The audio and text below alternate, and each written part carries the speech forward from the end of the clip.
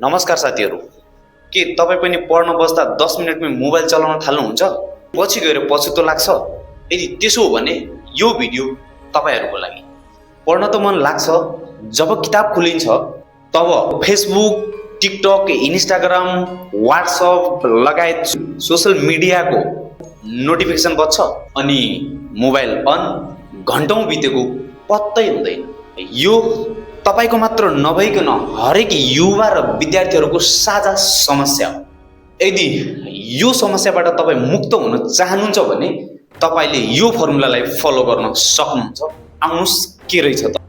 पहिलो नम्बरमा तपाईहरू पढ्न बस्दा यदि घरमै हुनुहुन्छ भने आफ्नो मोबाइललाई अर्को कोठामा एरोप्लेन मोड या अफ गरेर होइन भने साइलेन्ट चाहिँ अनिवार्य गरेर राख्नुहोस्। तपाईँ कोठा भाडामा बस्दै हुनुहुन्छ भने अर्को कोठा हुने चान्स भएन, तपाईले एरोप्लेन मोड चाहिँ राख्नै पर्छ। र तपाईलाई कुनै पनि कुरा सामग्रीहरू पढाइ गर्न मोबाइल नै इम्पोर्टेन्ट छ भने एरोप्लेन मोडमा राख्ने, तपाईले क्याल्कुलेटर एनी अदर्स गर्न सक्नुहुन्छ। र दोस्रो कुरा, पढ्छु भनेर 2-4 घण्टा कन्टिन्यू पढ्ने होइन। यस्तो पढाइले कहिले पनि काम लाग्दैन।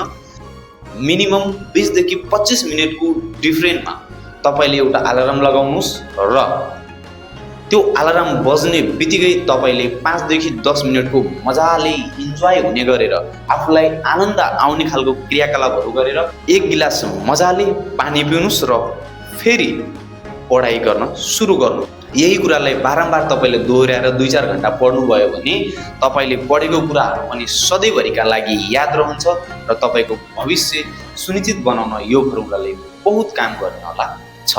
यति मात्रै गरे भने पनि तपाईले आफ्नो मोबाइल चलाउने ह्याबिटलाई बिस्तारै पढाइमा फोकस गर्नेतिर केन्द्रित गर्न सक्नुहुन्छ। यसको लागि 81 गर्छु भनेर हुँदैन र गर्न सकिँदैन पनि, त्यसैले बिस्तारै बिस्तारै गर्ने हो। र आजको यो फर्मुलालाई मजाले फलो गर्नु होला र केही न केही इम्प्रुभमेन्ट आएछ भने कमेन्ट चाहिँ गर्नु होला। याद राख्नुहोस् साथीहरू, हामीले देशमा आफ्नो नाम नभइकन विश्वमा देशको नाम चिनाउने काम गर्नुपर्ने छ। त्यसैले आजदेखि नै हामीले डिसिप्लिनलाई आत्मसात गर्ने सामर्थ्य राख्नु पर्दछ।